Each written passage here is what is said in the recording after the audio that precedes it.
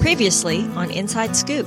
I figured it was a worthwhile investment in my entertainment value. This is your vice.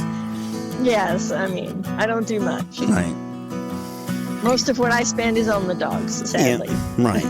Yeah, we're going to audit that maybe and see what's going on with the dogs. You don't want to know the budget what? for that. That is not good. It's unlimited. I'm Kelly. And I'm Steve. And this is Coupled with Chaos. Inside Scoop 304. This week we are doing The Last Resort. I think we're at Season 3, Episode 4. Baylen Out Loud, Season 3, Episode 6. And 90 Day Diaries. I think we're at Episode 7 of that already. Yeah. That's what we're going to cover. We're going by fast. And I think a lot of, some very interesting scoop news. While this may not have been the most interesting, like, reality TV week, this was, for those of us bringing scoop news, I think this one was a pretty big one as far as some reality TV people in our universe. Maybe we'll talk. We haven't done this, I think, since they started, but let's talk resort first. This was, I think, uncomfortable for a lot of people. The sex therapy business of theirs was just stuff we probably, I don't know, we didn't want to know. Just us being prudes? I wonder, because that could be possible. I don't know. You know, we don't have not a huge, massive following where people tell us, hey, this seemed like it was too much. And so I don't know. I felt like, we're deep into there. I guess for therapy it would be good, but I just can't imagine that in a group setting. Yeah, I was picturing us sitting there having this conversation in front of other people. Like, I mean, maybe if you needed this kind of therapy, like privately, one-on-one with a therapist, although even that's awkward. But, yeah, that's the prude part of us. Right. But, I mean, I could see where some of it could benefit them. It seemed like some of them had some pretty poor communication in regards to understanding what each other appreciates and doesn't appreciate. And maybe they weren't meeting each other's needs in that way because there was lack of communication or whatever. But, I mean, it probably took us, maybe 15 years to communicate all that stuff before we figured it out. But, I mean, you do eventually. Right. You get in your own rhythm. When you have more time for each other and it's less about the kids, you can kind of have those conversations between you, Mm-hmm. When you have more time to think about that. Well, these people aren't, so they're not there. Nobody's here. And so maybe they're just early on in their relationship. And can it be for them, although we were in a super similar situation just with the time frames that we were near each other, that maybe they didn't have a lot of the foundational things to pull them through situations like this. Mm-hmm.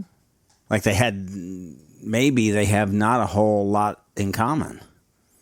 Yeah. And then now they don't have this in common.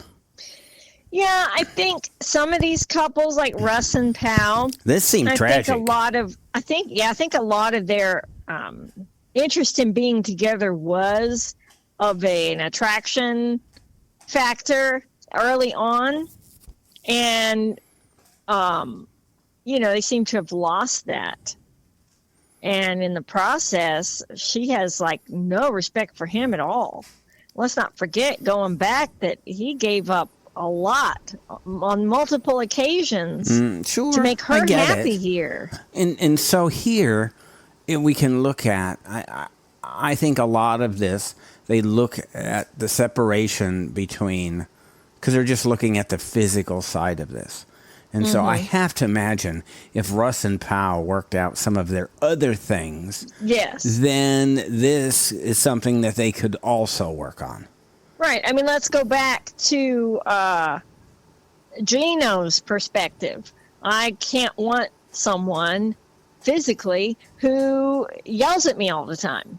If all we're doing is fighting, it's hard to go make up and be intimate. You know what I mean? And it's possible that that. And some couples live for that. They live to fight and have makeup sex or whatever. But I mean, I can totally understand that if your reason for coming together and being intimate is about your love relationship and not about physical gratification, then I can see how it would be a barrier to having intimacy if you were having serious problems in your love relationship. Yeah, because if you don't have your emotional relationship and this relationship, Right. at least for the way we look at things. Right. Yeah, I can relate to that. I can understand that. This is not something like we see in Shekinah and Sarper. Right. For a lot of them, it feels like it's just completely physical. Right. And so if maybe they can separate it. And now, you're getting at some of these that are at 7-8 years that they've been together. And, it's, I don't know whether the excitement of that is gone and you're now in life and how you deal with that. But I just felt, I'm not trying to say I felt bad for Russ. Obviously, he's not very giving, it appears. But it really feels like he was taking the brunt of this. Just that, he's just in it for himself, and then that's it. Yeah. That was odd, though. It feels really awkward. It felt awkward. Yeah, that's really... I can't believe they haven't had this conversation. Like, shouldn't she have told him this before? Or maybe she did. I don't know. It's very possible, and he's just ignoring it or doesn't care. But that seems tough. But what an awkward thing It to really have just discussed in was. front of all these people. Like, wow, he probably feels like an ant. You know what I mean? Like, how demeaning and... Well, it adds to it, doesn't it? Doesn't this really... And emasculating, too. I mean, she was already experiencing that from the way she's talking down to him in front of everybody. And now he can't even do this. Now he can't even do that right. Everybody's looking at him like, dude. I'm like, oh. Guy just can't win. What a position to be in. I'm sure if he were a female, he'd probably be like 6 shades of purple, at the embarrassment. Yeah. And obviously he can step up his game, but the two of them have so much to work on. Yeah. And to have then this be another thing. Well, and part of their intimacy issue is let's not forget they have a 6-year-old child still sleeping in their bed every night. What's with that? And so maybe you get, I don't know, 3 minutes or 5 minutes here or there. Exactly. And you're That's in a my rush. point. And so there's a culture that you can have to create an environment, environment, yes. And so here they are on this trip, and they're still battling. Instead of possibly having a conversation before they go about finding a way and really just making sure we spend this time together. Yeah, I was surprised that a lot of them seem to be in that boat. Because all I was thinking to myself was, man, if we had time away, like, we'd really be treasuring it like we did with your recent one overnight trip. Where is Steve and Kelly? You know what they're doing? They're upstairs sleeping is what they're doing. Right. So taking a nap. How these people sleep on the same bed. 14 hours a day. How is this possible? It's what I can't imagine, right? That would be it. We're boring cast members.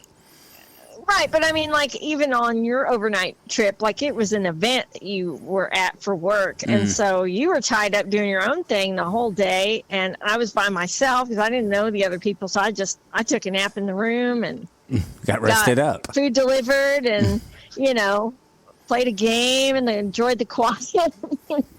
Got some fresh air coming in the patio door. But then the next morning was our first opportunity to really be alone. And so we didn't rush coming home, and we went out and enjoyed a nice breakfast together and, savored even the drive home, chatting and just hanging out together because we don't get that anymore. We're so busy with stuff. And so, I just don't see any of them doing that even here. Like, the guys are all going out drinking together and hanging out with the guys. Like, I don't see any of these couples really wanting to be together. Like, they don't seem to savor their time together. Maybe that's why they're here.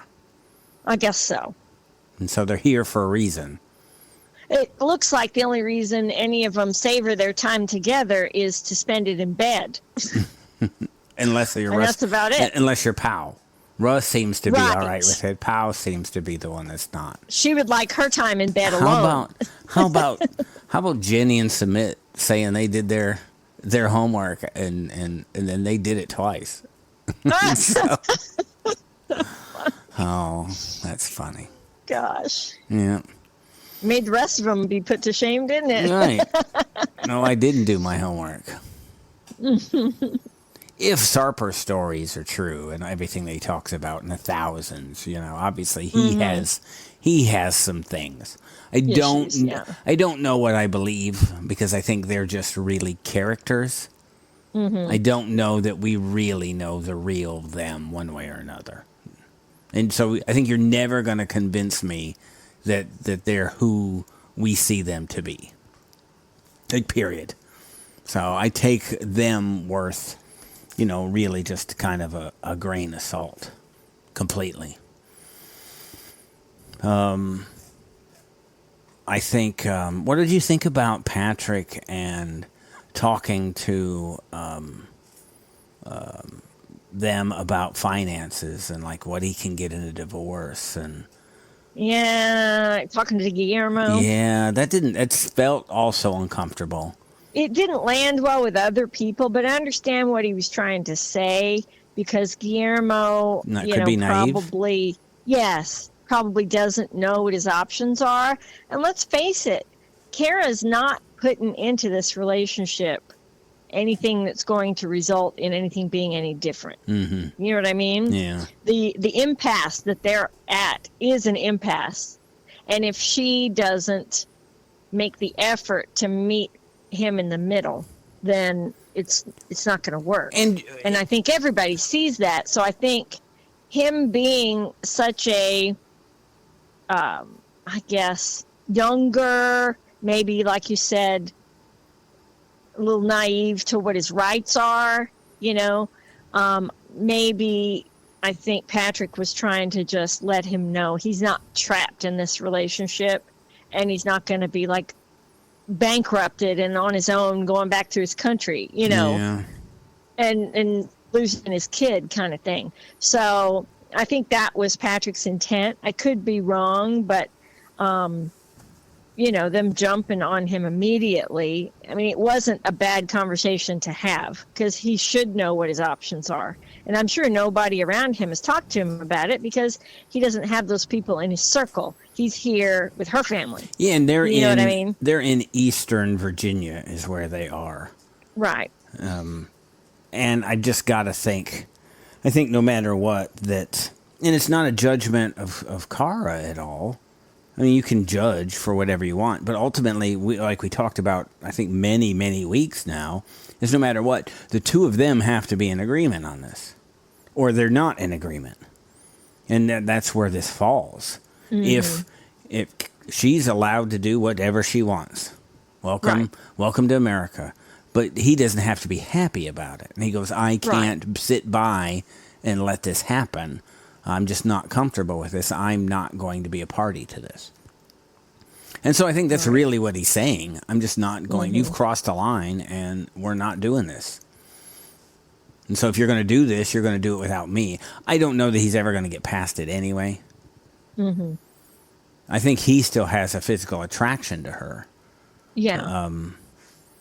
But I think that's the limit. I think he's lost a lot of respect, and I'm not sure it's recoverable. Well, I don't even think I mean, he's definitely said he has.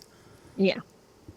And I'm feeling like I think Patrick got this wrong. I didn't do an analysis of what Patrick said, but I'm not sure that I would use Patrick as the source of what you can do legally. Uh-huh. It felt not right, and I'm not sure about it, so... hopefully, I don't think anybody else has taken advice from Patrick. I think we can all agree on that. He's not one. he's not one that's a good source of all of this.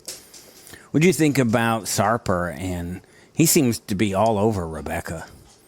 That little yoga exercise thing, whatever he was doing out there, it really felt like a slam She's got session. it coming, but he does seem like a person who,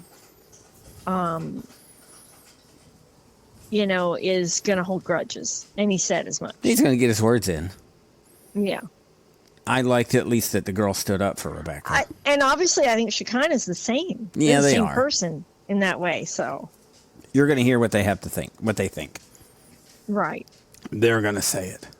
And however wrong their perceptions might be, they're going to hold it against you. Mm-hmm. If they think they've been wrong. So, Yeah, it was such an uncomfortable, in general, episode. mm-hmm. I'm like, yeah, I could use this one to be over. I'm old and a prude. We've been married for 31 years. So things maybe for us and them can be kind of, kind of different. But, and you see them broken. It's almost sad to make Cara and Guillermo go through some of these exercises because you go, this is done. This is over. Yeah, they're past this. And I think this whole week was just, it was just TV content for the sake of that, I would think, But I guess Jenny and Sumit they had some fun out of it. When we come back, we are going to talk diaries. We'll hit on Baylen. And look, I think this is what we're talking about. I think we're talking about Karen Derrico. We got some Emily and Kobe news, Gino and Jasmine news. I think we also there's some housewife stuff in here. Nene's son has been in the news. So we're going to talk about those things and whatever else comes up when we return. Thank you for listening. You can listen to the rest of this episode By subscribing to our Coupled with Chaos channel on Apple, by subscribing to our Patreon or by subscribing to our Supercast, for $3.99 a month. where you can hear us talk about reality shows, Real life and more on our podcasts. covering shows airing on TLC, A&E, Bravo, and the WE Network. Just follow the instructions in the show notes Tell your friends about this podcast. and rate and review us on your favorite podcast player. Follow us at Coupled with Chaos on all the socials. Or contact us directly by email at coupledwithchaos@gmail.com.